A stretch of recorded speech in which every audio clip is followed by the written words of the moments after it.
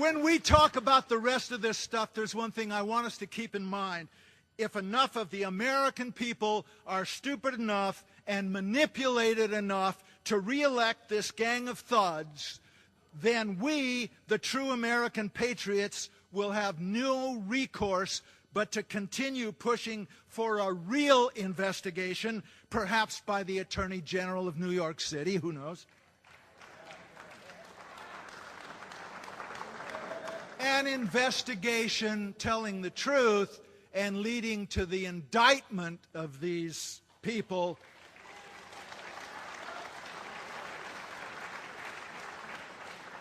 Their conviction, their removal from office, and their incarceration for a very long period of time.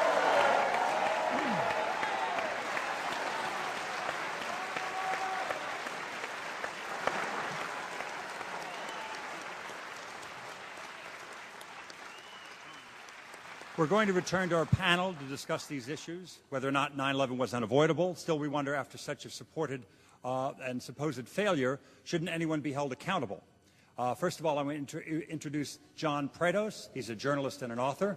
His work appears regularly in one of the nation's great old journals on military affairs, the Bulletin of the Atomic Scientist. Welcome, John.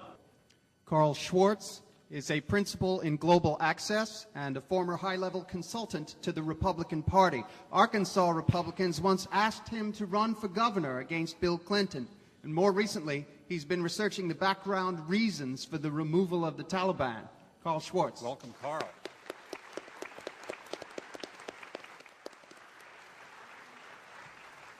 Mr. Prados, who, if anyone in the government, should be held accountable for 9/11? Who's to be held accountable? I think it's pretty clear. The President of the United States, George W. Bush, who failed to exert leadership at a key moment in the nation's history. The Vice President of the United States, Richard Cheney, who was in charge of a committee to deal with the terrorism issue and wouldn't meet with it before September 11th happened. Attorney General of the United States, John Ashcroft, who cut money out of the terrorism budget the day before September 11th. The National Security Advisor, Condoleezza Rice, and her deputy, Stephen Hadley, who held back the plan to do anything about al-Qaeda for 9 months during the months that something could have been happened. The Federal Bureau of Investigation, which muffed its investigation of what was going on in terrorist circles in the United States. The Central Intelligence Agency, who failed to appreciate everything that was going on, even though George Tenet was running around with his hair on fire. There's a lot more I could talk about, but I think we've got little time here, so I'm going to pass it along. There's somebody I want to hear from, and thank you, John. That was quite eloquent. You know, not only was the Clean Air Act, Clean Water Act signed under President Nixon, but a lot of the recent environmental laws passed we couldn't have done without Sheri Boehlert and John Chafee, now deceased, and Lincoln Chafee, and wonderful Republicans who've stood up in the environment. We have a Republican here tonight who's here to prove this is and should be a nonpartisan issue. I'd like to hear from Carl Schwartz, please. Carl. Every time I hear the name Ashcroft, I have to remind myself this was a guy that lost an election and a gubernatorial in the Show Me state to a dead guy. And then his next job is to come before every one of us and treat us all as an al-Qaeda suspect. So I am not real proud to call myself a Republican these days. I tell the simple story that I became a Republican in 1980 because of Bill and Hillary Clinton, and I became an independent recently because of George Bush. There have been several things said this evening. These are just factual, correcting things. We talked about this backstage. Because of the media and the timeline and how people put all this together, the doctor brought up Unocal a minute ago. Unocal is actually owned by the Venezuelan government-owned Petroleus. They are not a U.S.-owned company anymore. If you know anything about the pegging of the dollar to oil and the pegging of the dollar to the euro, there's only two companies on the face of this planet that have done that. One is Iraq. You can see what happened to them. And the other one was Venezuela. And you can pretty well come to a conclusion there's been quite a bit of interference in Venezuela as to what to do about their pegging to the dollar. We've tried to stomp Chavez to death politically down there.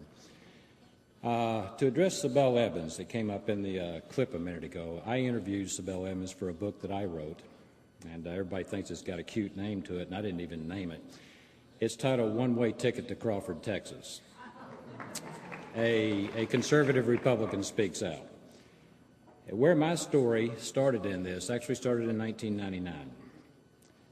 I left Wall Street. I've been in this city many, many times. In fact, I've been in the World Trade Center many, many times. I used to office with Pre-Base Capital Markets at 100 Gold Street. Then we all moved with Smith Barney, and we went up here at 1345 Avenue of the Americas. And when Smith Barney moved down to Greenwich, 380 Greenwich, that's when I left the company and preferred to do something else with my life other than travel 500,000 to 1 million miles a year. But one of the things that I did was I went with UUNet. I saw telecom and AP-centrics as something that was interesting, possibly profitable if you did it right. And I met a company in November of 1999 at a telecom conference. In the book, The Forbidden Truth, there's the Broussard book, Bin Laden, The Forbidden Truth. They disclosed that Brightest Corporation, excuse me, had actually signed a contract with Turkmenistan and with Pakistan to build the Trans-Afghanistan pipeline. Now, they were not able to ferret out the information I was, and I did this face-to-face. Excuse me, I am having problems with my voice.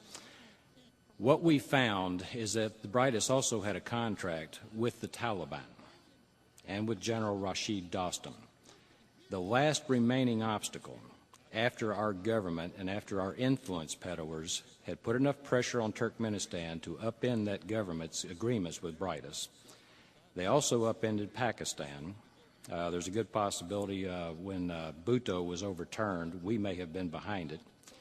We have a lot of companies over there, including 4 that have electrical generation power plants in Pakistan right now, and they've had them since the mid-1990s.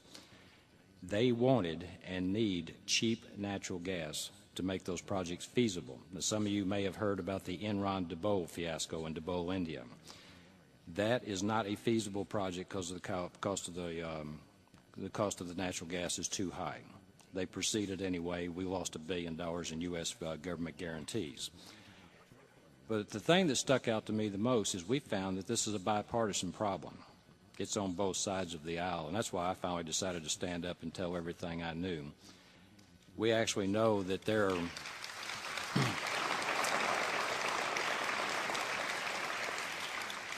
we were actually putting RICO lawsuits together to go after certain parties, not about 9/11. Our research had nothing to do with 9/11. It had to do with international securities fraud. It had to do with telecom fraud. Because of an interview that I heard on the radio one time, that led me to Sibel Edmonds. I'm not under a gag order.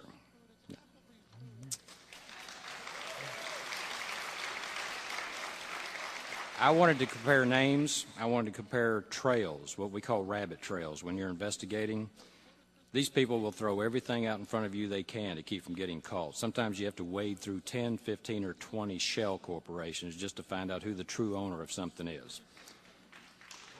And what we found was the same thing she found.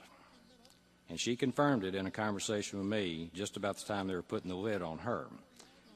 She found drug trafficking, money laundering, she found foreign names, and she found American names in the financing of 9/11. Now, what she found had nothing to do with counterterrorism.